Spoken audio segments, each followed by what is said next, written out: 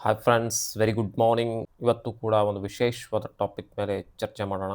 ಇವತ್ತು ಕಜ್ಜಿ, ಹುರುಕು ಅಥವಾ ಸ್ಕೇಬೀಸ್ ಎನ್ನುವಂಥ ಒಂದು ಚರ್ಮ ವ್ಯಾಧಿ ಮೇಲೆ ಒಂದು ಡಿಟೇಲ್ಡ್ ಡಿಸ್ಕಷನ್ ಮಾಡೋಣ ಮಿತ್ರೆ. ಬಹಳ ದಿನಗಳ ನಂತರ ಯೂಟ್ಯೂಬಲ್ಲಿ ಲಾಂಗ್ ವಿಡಿಯೋ ಮಾಡುವಂಥ ಒಂದು ಸದಾವಕಾಶ ಸಿಕ್ಕಿರೋದು ಒಂದು ಖುಷಿಯ ಸಂಗತಿ. ನಮ್ಮ ಲೈಫ್ ಟೈಮಲ್ಲಿನೇ ಯೂಟ್ಯೂಬರ್ಸಿಗೆ ನಮಗೆ ಒಂದು ವಿಶೇಷವಾದ ಹೃದಯದಲ್ಲಿ ಒಂದು ಸ್ಥಾನ ಇದ್ದೇ ಇರುತ್ತೆ. ಕಾರಣ ಏನು ಅಂದರೆ ನಾವು ಇ- ಇಲ್ಲಿವರೆಗೂ ಬೆಳೆದು ಬಂದಿರೋದು ಪರ್ಸಿಸ್ಟೆಂಟ್ ಆಗಿ ನಿಂತಿರೋದಕ್ಕೆ ಕಾರಣನೇ ನಮ್ಮ ಯೂಟ್ಯೂಬ್ ವ್ಯೂವರ್ಸ್ ಮಿತ್ರ. ಪ್ರಥಮವಾಗಿ 2015ರಲ್ಲಿ ಚಾನಲ್ ಸ್ಟಾರ್ಟ್ ಆಗಿದೆ. ಆ್ಯಕ್ಚುಲಿ 2012ರಲ್ಲೇ ಸ್ಟಾರ್ಟ್ ಮಾಡಿದ್ದು ನಾನು. ಬಟ್ 2015ರಿಂದ ಜನರು ನಮ್ಮ ವೀಡಿಯೋಸ್ ನೋಡ್ಲಿಕ್ಕೆ ಶುರು ಮಾಡಿದರು. ನಮ್ಮ ಹಾರ್ಡ್ ವರ್ಕು, ನಮ್ಮ ಪ್ರಾಮಾಣಿಕತೆ ಜೊತೆಗೆ ನೀವು ನಮ್ಮ ಮೇಲಿಟ್ಟಿರುವಂಥ ನಂಬಿಕೆ, ಒಂದು ಭರವಸೆ ಏನಿದೆ, ನಮ್ಗೆ ಇವನ್ 2026 ಆದರೂ ಕೂಡ ಸೇಮ್ ಲೆವೆಲ್ ಮೇಂಟೈನ್ ಆಗ್ತಿರೋದು ನಿಮ್ಮ ಪ್ರೀತಿಯಿಂದ ಮಾತ್ರ ಅದು. ಓಕೆ, ಈಗ ಕಾಲಕ್ಕೆ ತಕ್ಕಂತೆ ಸ್ವಲ್ಪ ಬದಲಾವಣೆಗಳಾಗಿದ್ದಾವೆ. ಜನರಿಗೆ ಲಾಂಗ್ ವಿಡಿಯೋಸ್ ಬೇಕಿಲ್ಲ, ಶಾರ್ಟಲ್ಲೇ ಮುಗಿಬೇಕು. ಆಮೇಲೆ ಅವರಿಗೆ ಕನ್ಸಲ್ಟೇಷನ್ ಅವಶ್ಯಕತೆ ಇಲ್ಲ, ಡೈರೆಕ್ಟ್ ಮೆಡಿಸಿನ್.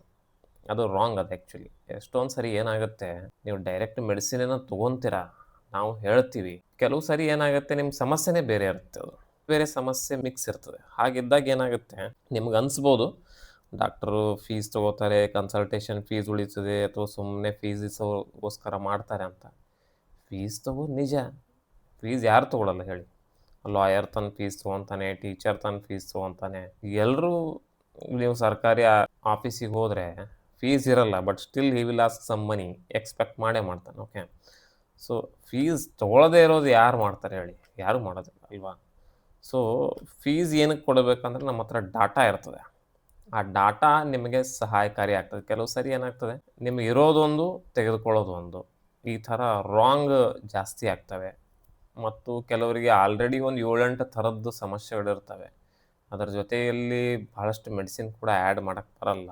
ಸೊ ಇವೆಲ್ಲ ಇರ್ತವೆ. ಓಕೆ, ಸೊ ಹೀಗಾಗಿ ಕನ್ಸಲ್ಟೇಷನ್ನು ಬಹಳ ಮುಖ್ಯ ಆಗುತ್ತೆ. ಸೊ ನಿಮಗೆ ಭಾಳ ಇನ್ ಜನರಲ್ ಸಮಸ್ಯೆ ಇತ್ತು ಅಂದರೆ ಅದಕ್ಕೇನು ಕನ್ಸಲ್ಟೇಷನ್ ಅವಶ್ಯಕತೆ ಇಲ್ಲ.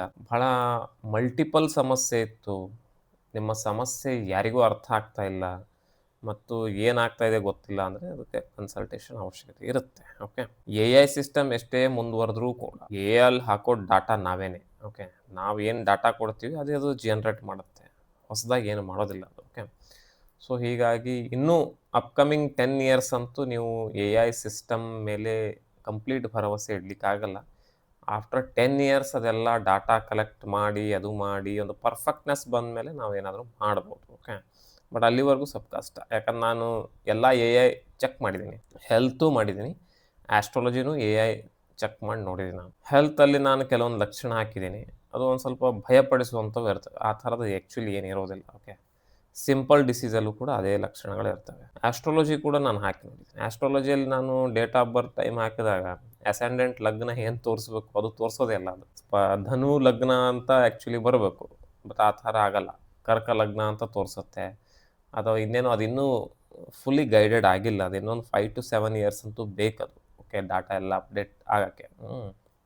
ಸೊ ಮೇಲಾಗಿ ನಮ್ಮ ಹೊಸದಾಗಿ ಲಾಂಚ್ ಆಗಿರುವಂಥ GVK ಹರ್ಬಲ್ಸ್ ಪ್ರಾಡಕ್ಟ್ಸ್ ಮೇಲೂ ಕೂಡ ನೀವು ನಂಬಿಕೆ ಇಟ್ಟು ಅದನ್ನು ಕೂಡ ಸಕ್ಸಸ್ಫುಲ್ ಮಾಡಿದ್ದೀರಾ. ಸೊ ಸೂಕ್ತ ನೈಟ್ ಏನಿದೆ ತೆಗೆದುಕೊಳ್ಳುವಂಥ ನಿದ್ದೆ ರಿಲೇಟೆಡ್ಡು ಮತ್ತು ಮೈಂಡ್ ಕೂಲ್ ಆಗುವಂಥ ಮಾತ್ರೆ ನೈಟು, ಅದು ಕೂಡ 80% ಜನರಿಗೆ ಒಳ್ಳೆಯ ಫಲಿತಾಂಶ ಕೊಟ್ಟಿದೆ. 20% ಜನರಿಗೆ ಕೊಟ್ಟಿಲ್ಲ, ಅದನ್ನು ಒಪ್ಕೊತೀನಿ ನಾನು.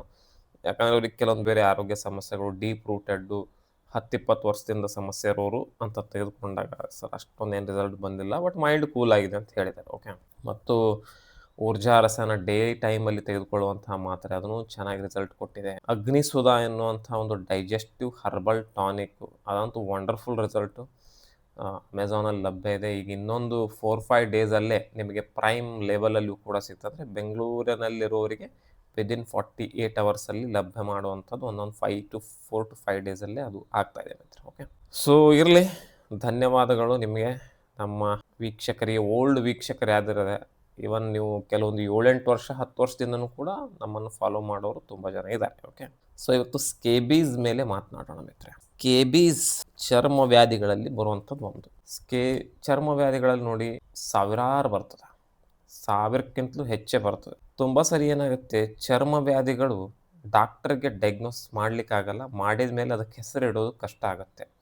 ಭಾಳ ಇನ್ ಜನರಲ್ ಕಾಮನ್ ಏನಿದಾವೆ ಅವಕ್ಕಿಡ್ತಾರೆ. ಫಂಗಲ್ ಇನ್ಫೆಕ್ಷನ್ನು, ಬಿಳಿ ತೊನ್ನು, ಚಿಬ್ಬು ಮತ್ತು ಗಜ ಏನಂತ ಕಜ್ಜಿ ಇವಕ್ಕೆಲ್ಲ ಸರಪು ಹುಣ್ಣು, ಸರಪು ಸುತ್ತು ಇವೆಲ್ಲ ಇನ್ ಜನರಲ್ ಏನಿದೆ ನೋಡಿದ ಕೂಡಲೇ ಗೊತ್ತಾಗ್ಬಿಡುತ್ತೆ. ಇದು ಇದೆ ಅಂತ.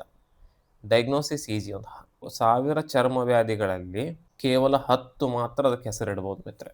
ಮಿಕ್ಕಿದ 990ಕ್ಕೆ ಇದಕ್ಕೆ ಏನಂತಾರೆ, ಯಾಕಂತಾರೆ, ಏನು ಹೆಸರೇ ಇಲ್ಲ ಅವಕ್ಕೆ. ಗೊತ್ತೂ ಆಗಲ್ಲ ಯಾಕೆ ಅಂತ.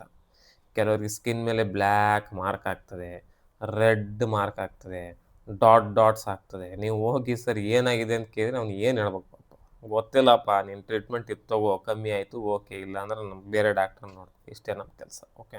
ಯಾಕಂದ್ರೆ ಅದರಲ್ಲಿ ಸಾವಿರಾರು ಇದ್ದಾವೆ, ಹೆಸರು ಇಲ್ಲ ಅವಕ್ಕೆ ಮತ್ತು ಡಯಾಗ್ನೋಸ್ ಮಾಡಲಿಕ್ಕೂ ಸಾಧ್ಯ ಆಗೋದಿಲ್ಲ ಇದು ಯಾಕೆ ಆಗ್ತಾ ಇದೆ ಅಂತ. ಸೊ ಆ ಥರದ ಸಮಸ್ಯೆಗಳು. ಓಕೆ. ಸ್ಕೇಬೀಸ್ ಕಜ್ಜಿ ಏನಿದೆ ಪ್ಯಾರಾಸೈಟಿಂದ ಬರುವಂಥ ಒಂದು ವ್ಯಾಧಿ. ಕ್ರಿಮಿಗಳಲ್ಲಿ ಕಣ್ಣಿಗೆ ಕಾಣಿಸುವಂಥ ಕ್ರಿಮಿಗಳು, ಕಣ್ಣಿಗೆ ಕಾಣಿಸದೇ ಇರುವಂಥ ಕ್ರಿಮಿಗಳು.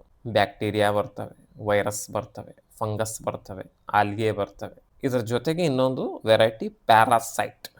ಪ್ಯಾರಾ ಅಂದರೆ ಮತ್ತೊಬ್ಬನ ದೇಹ ಅಥವಾ ಮತ್ತೊಂದು ಪ್ರಾಣಿಯ ದೇಹ. ಸೈಟ್ ಅಂದರೆ ಜಾಗ. ಯಾವ ಸಣ್ಣ ಕ್ರಿಮಿ ಮತ್ತೊಂದು ಮನುಷ್ಯನ ದೇಹ ಅಥವಾ ಮತ್ತೊಂದು ಪ್ರಾಣಿಯ ದೇಹದ ಮೇಲೆ ಅವಲಂಬನೆ ಆಗಿ ಅದರ ಮೇಲೆ ತನ್ನ ಜೀವನ ಸಾಗಿಸುತ್ತದೆ, ಅದಕ್ಕೆ ಪ್ಯಾರಾಸೈಟ್ ಅಂತ. ಫ್ರೆಂಡ್ಸಿಗೆಲ್ಲ ಕಾಡ್ತಿರ್ತೀವಲ್ಲ, ಏನೋ ಪ್ಯಾರಾಸೈಟ್ ಬೆನ್ನತ್ತಿದಂಗೆ ಹತ್ತಿದ್ಯಾ ನನಗೂ ಕೂಡ ನೀನು ಲೈಫಲ್ಲಿ ಅಂತ. ಅಂದರೆ ಅರ್ಥ ಏನು ಅಂದರೆ ಎಲ್ಲ ಆ ದೋಸ್ತ್ ಅಥವಾ ಆ ಗೆಳೆಯನ ಮೇಲೇ ನಿರ್ಭರ. ಉಣ್ಣೋದು, ತಿನ್ನೋದು, ಊಟ, ಹೋಟೆಲ್ ಚಾರ್ಜು, ಕುಡಿಯೋದು, ಎಣ್ಣೆ ಪಾರ್ಟಿ ಎಲ್ಲ ಫ್ರೆಂಡ್ ಮೇಲೆ ಹಾಕಿ. ಆಲ್ಮೋಸ್ಟ್ ಅವ್ನ ಮನೆಯಲ್ಲೇ ಇರೋದು, ಅವನದೇ ಒಂದು ರೂಮ್ ಇರ್ತದೆ, ಅಲ್ಲೇ ಇರೋದು, ಅಲ್ಲೇ ಸ್ನಾನ ಮಾಡೋದು, ಅಲ್ಲೇ ಮಲ್ಕೊಳ್ಳೋದು, ಅಲ್ಲೇ ಸ್ಟಡಿ ಮಾಡೋದು. ಇದು ಪ್ಯಾರಾಸೈಟ್ ಇದ್ದಂಗೆ ಬೆನ್ನತ್ತಂಗೆ ಬೆತ್ತಿದೆಯಲ್ಲೋ ಬಡ್ಡಿ ಮಗನೇ ಅಂತ ಅದಕ್ಕೆ. ಓಕೆ. ಸೊ ಮತ್ತೊಂದು ದೇಹ ಬಿಟ್ಟರೆ ಅದು ಎಲ್ಲೂ ಬದುಕಲ್ಲ, ಅದು ಮತ್ತೊಬ್ಬನ ದೇಹದ ಮೇಲೇ ಬದುಕೋದಕ್ಕೆ ಪ್ಯಾರಾಸೈಟ್ ಅಂತಾರೆ. ಓಕೆ. ಸೊ ಸ್ಕೇಬೀಸ್ ಚರ್ಮ ವ್ಯಾಧಿ ಏನಿದೆ ಪ್ಯಾರಾಸೈಟ್ ಇನ್ಫೆಕ್ಷನಲ್ಲಿ ಬರ್ತದೆ. ಓಕೆ. ಇದು ನಂಬರ್ 1 ಕಾರಣ. ಹಾಗಾದರೆ ಲಕ್ಷಣಗಳು ಏನಿರ್ತವೆ ನೋಡಿ. ಲಕ್ಷಣಗಳು ಸಾಮಾನ್ಯವಾಗಿ ಫಸ್ಟು ಹೊಟ್ಟೆ, ಬೆನ್ನು, ಕೈ, ಕಾಲು ಮೇಲೆ ಚಿಕ್ಕ ಗುಳ್ಳೆ ವಿತ್ ತುರಿಕೆ ಶುರುವಾಗುತ್ತೆ. ಇದು 1, 2, 3 ದಿನದವರೆಗೂ ಇದು ಕಜ್ಜಿನೇ ಅಥವಾ ಇದು ಹುರುಕು, ಇದು ಸ್ಕೇಬೀಸ್ ಅಂತ ಗೊತ್ತಾಗಲ್ಲ. ವ್ಯಕ್ತಿಗೂ ಗೊತ್ತಾಗಲ್ಲ, ಅವನಿಗಂತೂ ನಾಲೆಜ್ ಇರೋದಿಲ್ಲ, ಗೊತ್ತೇ ಆಗಲ್ಲ. ವೈದ್ಯರಿಗೂ ಗೊತ್ತಾಗಲ್ಲ. Initially 3 to 4 days. ಹಾಗಾದರೆ ಹೇಗೆ ಕಂಡುಹಿಡಿಯಬೇಕು ಇದು ಸ್ಕೇಬೀಸ್ ಅಂತ? ಫಸ್ಟ್ ಕಾರಣ, ಹುಡುಗ ಹಾಸ್ಟೆಲಲ್ಲಿದ್ದಾನ ಅಥವಾ ಹಾಸ್ಟೆಲಿಂದ ಬಂದಿದ್ದಾನ, ಇದು ಫಸ್ಟ್ ತಿಳ್ಕೊಬೇಕು. ಸೆಕೆಂಡ್ ಕಲೆ ಹಾಕಬೇಕಾಗಿರುವಂಥ ಮಾಹಿತಿ, ಹುಡುಗನ ಫ್ರೆಂಡ್ಸಿಗೆ, ಹುಡುಗನ ಕ್ಲಾಸ್ಮೇಟ್ಸಲ್ಲಿ ಈ ಥರದ್ದು ಸಮಸ್ಯೆಗಳು ಅಂದರೆ ಮಾಸ್ ಪ್ರಾಬ್ಲಮ್. ಇಡೀ ಹಾಸ್ಟೆಲ್, ಇಡೀ ಸ್ಕೂಲ್, ನಿನ್ನ ಫ್ರೆಂಡ್ಸಿಗೂ ಬಂದಿದ್ದೇನಪ್ಪ ಈ ಥರ ಆಗಿದೆಯೇನಂತ ಕೇಳಬೇಕು. ಅವನು ಎಸ್ ಅಂದರೆ ಹುಡುಗ ಹಾಸ್ಟೆಲಿಂದ ಬಂದಿದ್ದಾನೆ, ಅವನ ಫ್ರೆಂಡ್ಸಿಗೂ ಆಗಿದೆ, ಮೈ ಮೇಲೆ ಚಿಕ್ಕ ಗುಳ್ಳೆಗಳಾಗಿದೆ. These are the typical questions to be asked to that particular patient. ಅವನೇನಾದರೂ ಎಸ್ ಅಂದರೆ ಅಲ್ಲಿ 50% confirmed that it is a scabies. ಲಕ್ಷಣಗಳು. ಇನ್ನು 50% ಹೇಗೆ ಕಂಡುಹಿಡಿಬೇಕು ಇದು ಕನ್ಫರ್ಮೇಷನ್ ಆಗಲಿಕ್ಕೆ ಅಂದರೆ, ಬೆರಳು ಸಂಧಿಗಳಲ್ಲಿ ಚಿಕ್ಕ ಚಿಕ್ಕ ಗುಳ್ಳೆಗಳಾಯಿತು ಅಂದರೆ ದಿಸ್ ಈಸ್ ದ 50% ಕಂಪ್ಲೀಟ್ ಮಾಡಿ ಟೋಟಲ್ 100% ಡಯಾಗ್ನೋಸಿಸ್ ಕಂಪ್ಲೀಟೆಡ್. ಇದು ಸ್ಕೇಬೀಸೇ. ಓಕೆ. ಯಾಕೆಂದರೆ ಇದಕ್ಕೇನು ಟೆಸ್ಟ್ ಬರಲ್ಲ ಮಿತ್ರೆ. ರಕ್ತ ಪರೀಕ್ಷೆ ಮಾಡಿಸ್ತೀನಿ, CT ಸ್ಕ್ಯಾನ್ ಮಾಡಿಸ್ತೀನಿ, ಎಕ್ಸ್ರೇ ಮಾಡಿಸ್ತೀನಿ ಅಂದರೆ ಅದು ಬೋಗಸ್ಸು. ಆ ಡಾಕ್ಟರ್ ನಿಮಗೆ ದುಡ್ಡು ಸುಲಿತಾವನೆ ಅಂತ ಅರ್ಥ. ಓಕೆ. ಸೊ ಇದಕ್ಕೇನು ಟೆಸ್ಟ್ಗಳು ಬರೋದಿಲ್ಲ. ಕ್ವಶನ್, ಪ್ರಶ್ನೆ ಕೇಳೋದ್ರಲ್ಲಿ, ಲಕ್ಷಣ ನೋಡೋದ್ರಲ್ಲಿ ಇದು ಗೊತ್ತಾಗುತ್ತೆ ಏನು ಸಮಸ್ಯೆ ಅಂತ. ಓಕೆ. ಹಾಗಾದರೆ ನೆಕ್ಸ್ಟ್ ಬರೋದು ಚಿಕಿತ್ಸಾ ವಿಧಾನ. The most important point of this video. ದಯವಿಟ್ಟು ಚಿಕಿತ್ಸಾ ವಿಧಾನದಲ್ಲಿ ಯಾವತ್ತೂ ಇನಿಷಿಯಲ್ ಸ್ಟೇಜಲ್ಲಿ ಇದಕ್ಕೆ ಆಯುರ್ವೇದಿಕ್ ಟ್ರೀಟ್ಮೆಂಟು, ತಪ್ಪಲ ಔಷಧಿ, ಗಿಡಮೂಲಿಕೆಗಳು, ಜಡಿಬೂಟಿ, ಇಲ್ಲಿ ಅವನು ಚೆನ್ನಾಗಿದ್ದಾನೆ ನಾಟಿ ಔಷಧಿ ಕೊಡ್ತಾನೆ ಅಂಥದ್ರ ಹಿಂದೆ ಹೋಗ್ಲಿಕ್ಕೆ ಹೋಗಬೇಡಿ. ಇನಿಷಿಯಲ್ ಸ್ಟೇಜಸ್ಸಲ್ಲಿ ಇದ್ರ ಮೇಲೆ ಆಯುರ್ವೇದ ಕೆಲಸ ಮಾಡೋದಿಲ್ಲ. ಮಾಡುತ್ತೆ, ಇಲ್ಲ ಅಂತಿಲ್ಲ. ಯಾಕಂದರೆ ನಮಗಿದು ಫಾಸ್ಟ್ ರಿಕವರಿ ಬೇಕಾಗಿದೆ, ಇಲ್ಲದಿದ್ದರೆ ಮನೆ ಮಂದಿಗೆಲ್ಲ ಹಬ್ಬುತ್ತೆ ಅದು. ಸೊ ಆ ಕಾರಣಕ್ಕೆ ಇದನ್ನು ಆದಷ್ಟು ಬುಡ ಸಮೇತ ಇನಿಷಿಯಲ್ ಸ್ಟೇಜಲ್ಲಿ ಕಿತ್ತು ಹಾಕೋದು ಉತ್ತಮ. ಮುಂದೆ ಬರ್ತಾ ಇದನ್ನು ಕೂಡ ಫಂಗಲ್ ಇನ್ಫೆಕ್ಷನ್ನು, ಗಜಕರ್ಣ ಹುಳುಕಡ್ಡಿ ಥರ ಆಗ್ಬೋದು 10 ವರ್ಷದ ನಂತರ.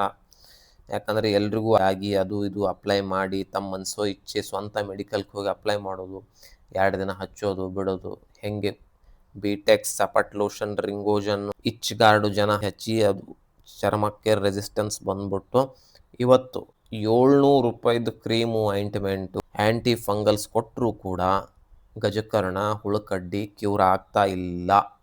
ಅದು ನಿಮ್ಮ ಹಣೆ ಬರಕ್ಕೆ ಹತ್ತಿದು ಅಂತ ತಿಳ್ಕೊಬೇಕು. ಓಕೆ, ಅದೇ ರೀತಿ ಈ ಸಮಸ್ಯೆ ಮುಂದೆ ಆಗಬಾರ್ದು, ರೆಸಿಸ್ಟೆನ್ಸ್ ಬರಬಾರ್ದು ಅಂದರೆ ಚಿಕಿತ್ಸೆ ಸರಿಯಾಗಿ ತಗೊಳ್ಳಿ.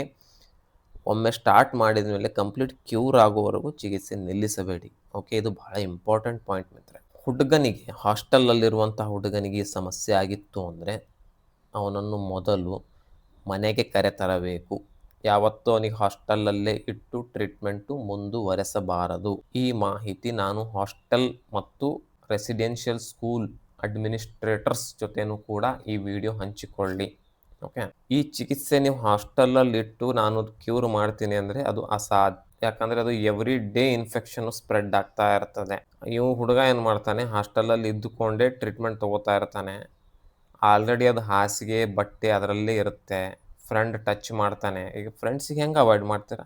ಬರಲ್ಲಲ್ಲ. ಅವ್ನು ಬಂದು ಹೆಗಲ ಮೇಲೆ ಕೈ ಹಾಕ್ತಾನೆ, ನಮ್ಮ ಬೆಡ್ ಮೇಲೆ ಕೂತ್ಕೋತಾನೆ, ಮಲ್ಕೊತಾನೆ. ಅದನ್ನ ಹೆಂಗೆ ಅವಾಯ್ಡ್ ಮಾಡ್ತೀರಾ? ಸಾಧ್ಯ ಇಲ್ಲ. ಓಕೆ, ಆ ಹುಡುಗನನ್ನು ಮನೆಗೆ ಕರೆ ತರಲೇಬೇಕು. ಅವನ ಜೊತೆಗೆ ಅವನ ಹಾಸಿಗೆ, ಅವನ ದಿಂಬು, ಅವನ ಬಟ್ಟೆ, ಅವನ ಸಾಕ್ಸು ಎಲ್ಲವೂ ಕೂಡ ತರಬೇಕು. ತಂದು ಅವನಿಗೆ ಮನೆಯಲ್ಲಿ ಹಾಲಲ್ಲಿ ಕೂರಿಸಬೇಕು. ಓಕೆ, ಒಂದು ಪ್ಲಾಸ್ಟಿಕ್ ಚೇರಲ್ಲಿ ಕೂರಿಸಿ ಅವನಿಗೆ ಒಂದು ಬೇರೆ ಬಟ್ಟೆ ಅಂದರೆ ಹೊಸದಾಗಿ ಖರೀದಿ ಮಾಡಿರುವಂಥ ಬಟ್ಟೆ ಆಗಿರ್ಬೋದು, ವಿತ್ ಅಂಡರ್ವೇರ್ ಬನಿಯನ್, ಅಥವಾ ಅವನು ಯಾವತ್ತೂ ಹಾಕದೇ ಇರೋಂಥದ್ದು 1 ವರ್ಷ 6 ತಿಂಗಳಿಂದ ಅವನು ಮನೆಯಲ್ಲಿ ಬಿಟ್ಟು ಹೋಗಿರುವಂಥ ಬಟ್ಟೆ, ಕಜ್ಜಿ ಹುರುಕು ಹತ್ತದೇ ಇದ್ದಾಗ ಯೂಸ್ ಮಾಡಿ ಬಿಟ್ಟು ಮನೆಯಲ್ಲಿ ಇಟ್ಟು ಹೋಗಿರುವಂಥ ಬಟ್ಟೆಗಳಿದ್ದರೆ, ಹಾಸ್ಟೆಲಿಂದ ಬಂದ ಕೂಡಲೇ ಏನು ಅವನ ಮೈ ಮೇಲೆ ಇರುವಂಥ ಬಟ್ಟೆ ಅಷ್ಟೂ ಕೂಡ ಒಂದು ಮೂಲೆಯಲ್ಲಿ ಗುಂಪು ಮಾಡಬೇಕು. ಅವನ ಹಾಸಿಗೆ, ಬಟ್ಟೆ, ದಿಂಬು ಎಲ್ಲ ಅಲ್ಲೇ ಇಡಬೇಕು. ಈ ಹುಡುಗನಿಗೆ ಹೊಸ ಬಟ್ಟೆ ಕೊಡಬೇಕು ಹಾಕಿಕೊಳ್ಳಿಕ್ಕೆ. ಓಕೆ, ಆಮೇಲೆ ಆ ಬಟ್ಟೆಯನ್ನು ಮೂಲೆಯಲ್ಲಿ ಗುಂಪು ಮಾಡಿಟ್ಟಿದ್ದೀರಾ, ಅವುಗಳನ್ನು ಬಿಸಿ ನೀರಲ್ಲಿ ಸೋಡಾ ಹಾಕಿ. ಓಕೆ, ಸೋಡಾದಲ್ಲಿ 2 ಥರ, ಒಂದು ವಾಷಿಂಗ್ ಸೋಡಾ, ಒಂದು ಬೇಕಿಂಗ್ ಸೋಡಾ. ವಾಷಿಂಗ್ ಸೋಡಾ ಅಂತ ಕೇಳಿದರೆ ಕೊಡ್ತಾರೆ ನಿಮಗೆ. ಬೇಕಿಂಗ್ ಸೋಡಾ ಅಂದರೆ ಅಡುಗೆ ಮಾಡಲಿಕ್ಕೆ ಯೂಸ್ ಮಾಡೋಂಥದ್ದು, ಅದು ಅಲ್ಲ. ಓಕೆ, ವಾಷಿಂಗ್ ಸೋಡಾ ಅಂತ ಬರುತ್ತೆ, ಅದನ್ನು ಯೂಸ್ ಮಾಡಿ ಡೆಟಾಲ್ ಹಾಕಿ, ಸರ್ಫ್ ಎಕ್ಸೆಲ್ ಹಾಕಿ ಎಲ್ಲ ಮಿಕ್ಸ್ ಮಾಡಿ ಹಾಕಿ ವಾಶ್ ಮಾಡಿ ರಣ ಬಿಸಿಲಿನಲ್ಲಿ ಅದನ್ನು ಒಣಗಿಸ್ಬೇಕು.